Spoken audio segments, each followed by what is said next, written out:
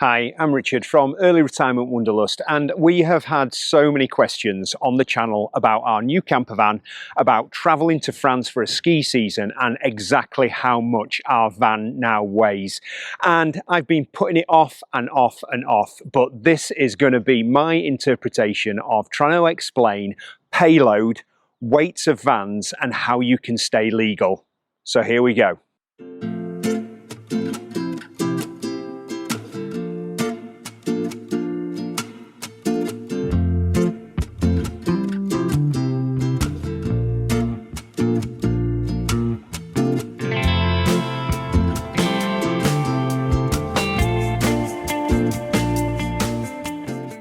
There is no getting away from it. One of the hot topics of campervan ownership is all to do with payload, and basically how much your van weighs, whether you are driving legally and safely, and how do you do those checks. And as I said in the introduction, I've had so many questions, particularly since the NEC videos, about payload and how you can check and what all of the figures mean. It's a bit of a minefield. There is so much technical language, and I've been racking my brains as to how to do this video. That's my excuse for it taking a few weeks to get to this point.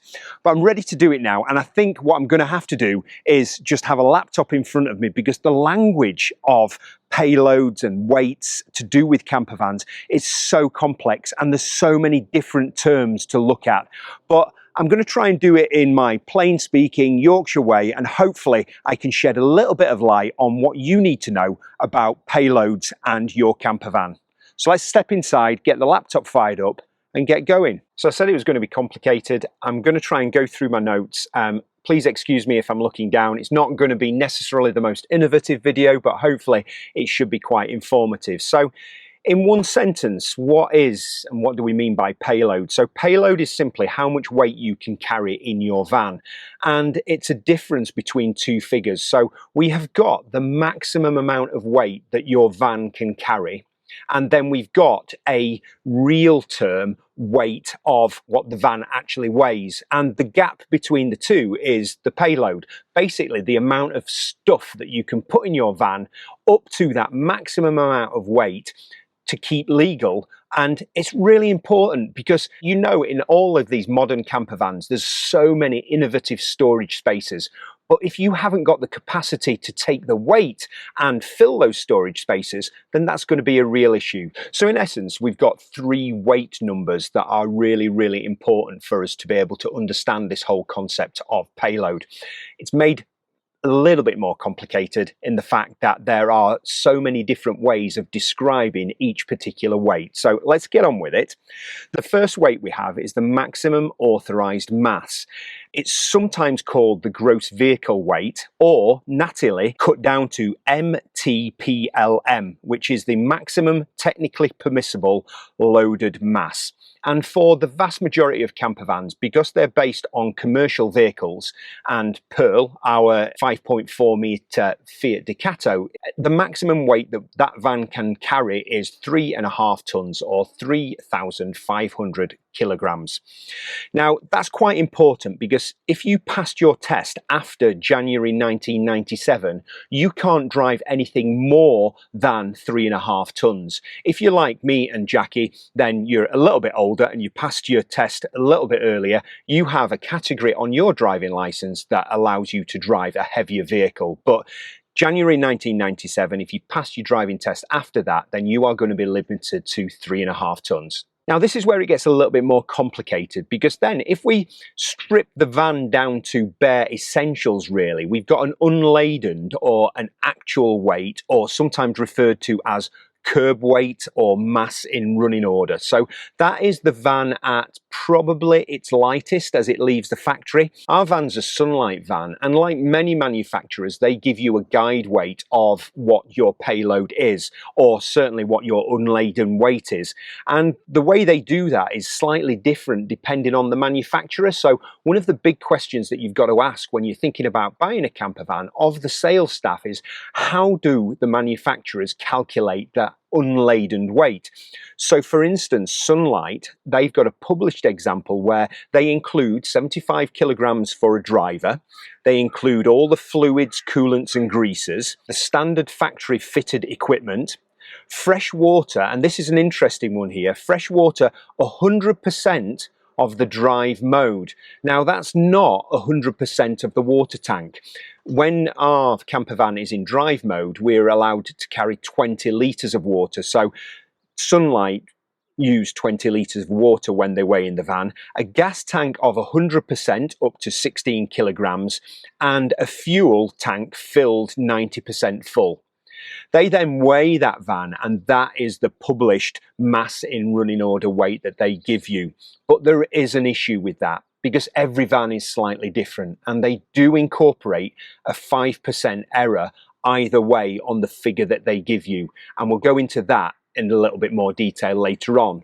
But in terms of what we've been told by Sunlight, our mass in running order is 2,998 kilograms. So then in essence, our payload is the difference between those two numbers, the difference between the maximum amount of weight that we can carry and that mass in running order. If we take Sunlight's figures for this particular van, gives us a really quite impressive and comfortable payload of 502 kilograms. But we're going to dive into that a little bit more right now. So why do we need to take these brochure or these publicised payload numbers with a pinch of salt? And sometimes they might be misleading. Well, I think I've intimated that each company might do it slightly differently. So you've got to ask the question how they base their figures on that. So ask the question as to how much water it includes, fuel, does it include the driver, what are the factory fitted things, and then what are classed as extras, because quite often things like awnings,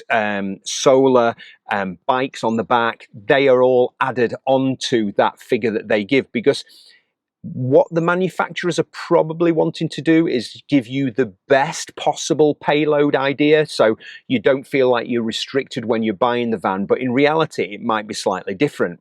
And then I want to talk about the maths of that 5% difference. So if we take our example on the Sunlight van, on this van, of the mass in running order of 2,998 kilograms, if we take 5% off and add 5% on that, we are looking at a range from between 2,848 kilograms right up to 3,148 kilograms.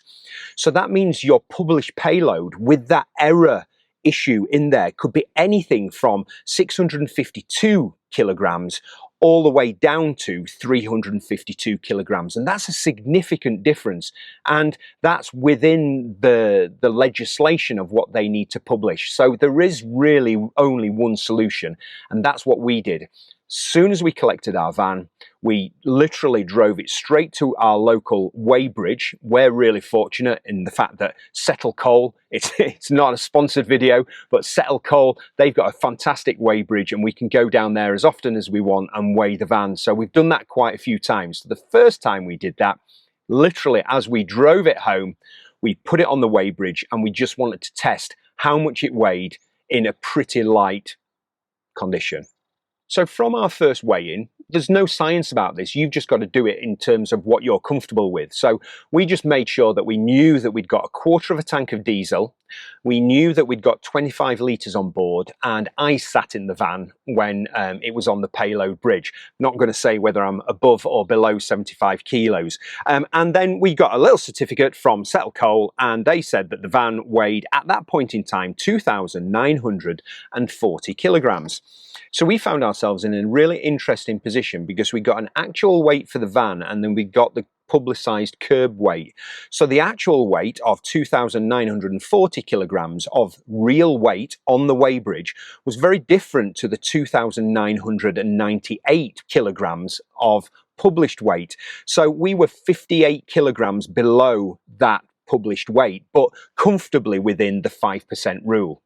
Now, we can then have a good idea of what our real payload is. So we then know that using that weighed example, we've got 560 kilograms of payload that we can actually use in real time that we have actually weighed on the weighbridge for ourselves, for our van, as it came out of the factory. And then we've got to pack everything into it for one of our longer road trips so that we know when the van is fully loaded, what we're up to.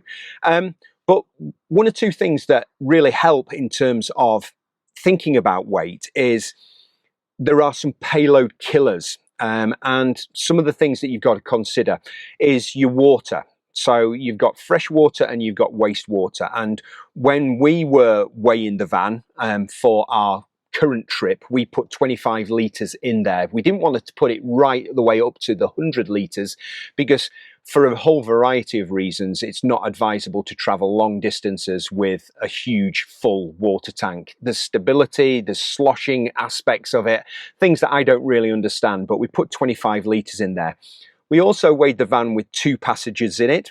We were going skiing, so we didn't put any bikes on, and in terms of our gas locker, we only have an 11 kilogram gas bottle in there, but we filled it right up.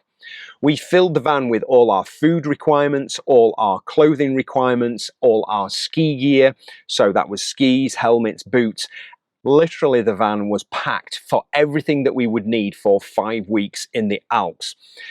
One of the things you need to consider in terms of the water is that 1 litre of water weighs 1 kilogram. So obviously we put 25 kilograms of water in. The van would take 100 kilograms of water and 90 kilograms in the waste tank. I'm not sure quite how you would get both of those in together.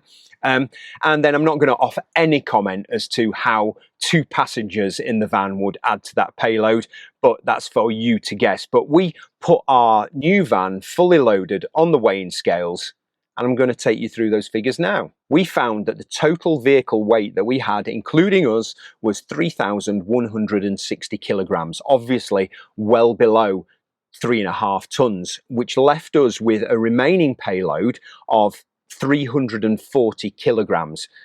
I think I've done my maths right there. Jackie's raising an eyebrow, and I definitely have done the maths right there. So fully loaded, we still had ample payload to add. I'm not entirely sure where we would put that because there was no more space within the van, maybe a couple of bikes on the back, but we feel that we are comfortably within that weight limit. And it was just really reassuring to know that when we fully loaded with water for transport and all our journey, then we were comfortably under the weight. Now, it's a good job I've got a good camera person in Jackie, but she's just reminded me that included in that weight as well, we had the diesel fully filled to the brim, and we've got an enhanced tank, so we've got a 90 litre tank.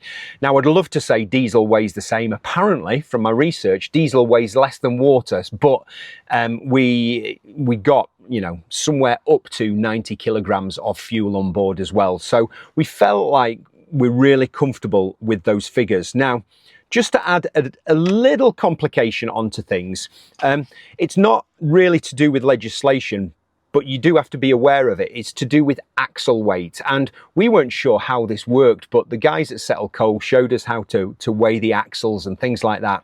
And your front axles and your back axles have different limits. In essence, it's a bit like how you carry your shopping, and it gives you a little bit of guidance as to about how you load your van up. Because if you think your van is completely weighted to one side or weighted to the back or weighted to the front, it's going to be very awkward and it's going to have quite a bit of wear and tear on the vehicle. You've got to try and balance out the load. So our front axle limit was 1,960 kilograms, and when we weighed it, it was coming in at 1,700 kilograms.